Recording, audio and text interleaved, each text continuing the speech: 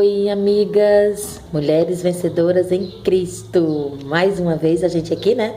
Compartilhando a nossa leitura bíblica. A gente iniciou o livro de Êxodo falando de duas mulheres, como eu disse a você, né? Aqui no comecinho, aí eu disse que era no capítulo 1, só tinha essas duas mulheres, as duas parteiras, Poá e Sifrá, se eu não me engano. E no segundo capítulo a gente falou de 3 mulheres ao mesmo tempo, não foi?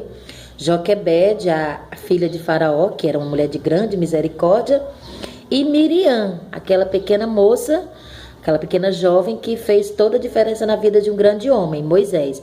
O livro de Êxodo conta totalmente a história de Moisés, começo da nação Nova Israel, né? Que era uma nova nação, e conta todos os preceitos, os mandamentos. É um livro muito extenso, muito lindo, tem as pragas do Egito. Se eu fosse você, eu acabei de ler ele agora, sabe? Porque agora a gente vai entrar no capítulo 2, que a gente entrou já no capítulo 2, mas falando dessas duas mulheres, a gente vai falar de Zípora, uma grande mulher, esposa de Moisés. É um privilégio, né não?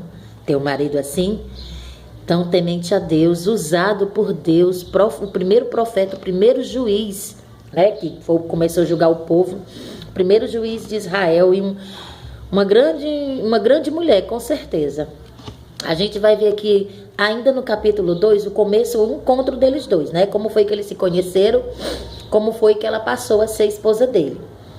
É uma história bem resumida, mas eu vou ler aqui, ó. Vamos começar aqui no capítulo 2, no versículo 11, que diz assim: E aconteceu naqueles dias que, sendo Moisés já grande, ou seja, já era um homem feito, saiu a seus irmãos e atentou para ver suas cargas. Nesse período aqui, ó, e viu que um varão egípcio feria um varão hebreu, e era de seus irmãos. Aqui Moisés foi adotado pela filha de Faraó, e quando ele já estava grande, ele descobriu que era hebreu. Então ele foi ver a descendência dele, né? E foi exatamente o que aconteceu, ó. Ele viu um egípcio maltratando um hebreu e ele não aguentou. Porque a partir do momento que abriu os seus olhos que ele era um hebreu, né? A partir do momento ele sentiu na pele todos o que eles estavam sentindo, né? Como irmão. Aí o que aconteceu? Ele matou esses egípcios e escondeu. Vamos pular um pouquinho para o versículo 15, diz assim: Ouvindo, pois, Faraó este caso, né? Que ele tinha matado, procurou matar a Moisés. Pronto, aqui foi quando a vida de Moisés começou a se desmantelar, como se diz aqui, né, no Nordeste. Só que tudo tem o propósito de Deus. A gente acha que às vezes as coisas ruins acontecem na nossa vida, mas a gente tem que ver que tem um Deus lá em cima que está olhando por nós. Então tudo tem um propósito. Às vezes a gente toma a decisão errada, aí vai arcar com as consequências. Mas nem sempre é porque Deus quer, né? Às vezes, sim, tem o propósito de Deus nisso. Aí aqui, ó. E ouvindo, né, que ele procurou matar Moisés. Mas Moisés fugiu diante da face de Faraó e foi e habitou na terra de Midian. Chegando próximo, junto a um poço. Pronto, ele ficou ali, né, rodeando aquelas terras em Midian. Aí olha o que foi que aconteceu. No versículo 16, capítulo 2. Então vieram os pastores, né? Não, 16, isso. E o sacerdote de Midian tinha 7 filhas, as quais vieram a tirar água neste poço, e encher as pias para dar de beber o seu rebanho, pois eram pastoras. Então vieram os pastores e lançaram dali. Ou seja, vamos aqui no 16. Esse homem tinha 7 filhas, que elas eram pastoras, e toda tarde ela ia a este poço dar de beber aos animais. Nisso Zípora estava, que era a mais velha dessas 7 filhas. Aí o que aconteceu? Quando ela chegava lá, os outros pastores, que eram homens, ficavam tirando elas do meio, né? Deixando elas para depois. E elas sempre chegavam muito tarde em casa por causa disso. Aí o que foi que aconteceu? Aqui foi o encontro. Então viram os pastores e a lançaram dali. Moisés, porém, levantou-se e defendeu-as, e deu de beber o seu rebanho. E vindo elas a seu pai, disse... Pronto, aqui ele encontrou elas, né? Ajudou elas, defenderam ela, e ainda tirou água para dar de beber o rebanho. Aí o que foi que aconteceu? O pai estranhou, ó. O pai, por que vieram hoje tão depressa? O pai estranhou. E elas disseram, no versículo 19, um homem egípcio nos livrou da mão dos pastores E também tirou água de abundância e deu de beber ao nosso rebanho. No versículo 20. E disse suas filhas: e onde ele está? Por que deixaram esse homem? Chamai-o, para que coma pão. Moisés consentiu em morar com aquele homem. E ele deu a Moisés sua filha Zípora. Pronto, aqui entra a história dela.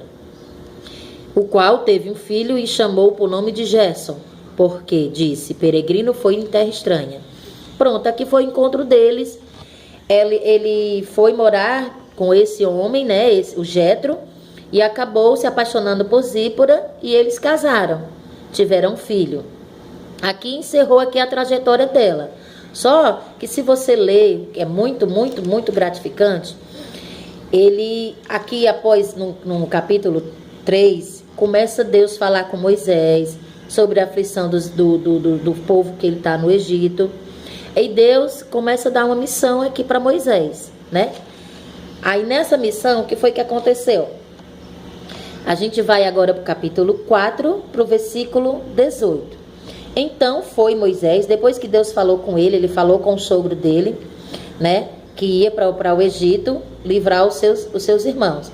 Então foi-se Moisés e voltou para Jetro, seu sogro, e disse: irei agora e tomarei meus irmãos que estão no Egito, para que ainda viva. Disse, pois, o seu sogro, Jetro, a Moisés: vai em paz. Pronto, no 18. Aí no 20 vai assim, ó. Tomou Moisés sua esposa e seus filhos, e os levou sobre o jumento e tomou a terra do Egito. Moisés tomou uma vara que Deus deu na sua mão, que era exatamente a vara que ele ia fazer os milagres, né? Essa vara foi muito importante, que era como se fosse uma vara que é onde ele fazia todos, através dela, pelo Santo Espírito de Deus, né? Ele fez muitas maravilhas. No 20, né, ele tomou. Aí, só que aconteceu o seguinte: no caminho do deserto, Moisés não tinha circuncidado, como era por lei, os primogênitos, né? E Deus chamou a atenção dele. Olha o que foi que aconteceu. E aconteceu no caminho, numa estalagem, que o Senhor o encontrou e o quis matar, porque ele não havia feito isso. Olha a atitude desta mulher. Eu tenho que dizer para vocês. Olha aqui. Então, no versículo 25, então Zípora, que ela é novamente aceitada, por isso que eu comecei daqui de novo. Então Zípora tomou uma pedra aguda e o circuncidou, o prepúcio do seu filho, e o lançou aos seus pés, e disse: certamente me és um esposo sanguinário. Desviou-se dele, então ela disse: esposo sanguinário, porque não fizesse a circuncidação. Ou seja, a circuncidação. Ou seja,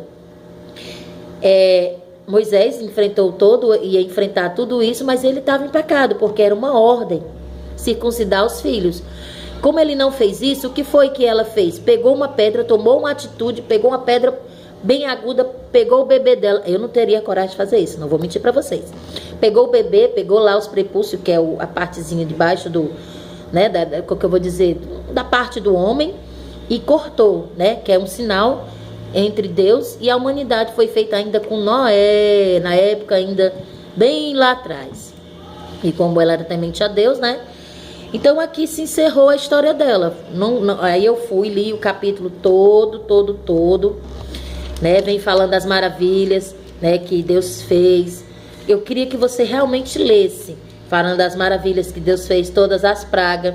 No capítulo 15, quando você chegar, no versículo 20, vai falar mais uma vez de Miriam, aquela moça que a gente viu lá no começo. Diz assim, ó: depois que eles saíram da terra de Egito, aí no 15 é o cântico de Moisés.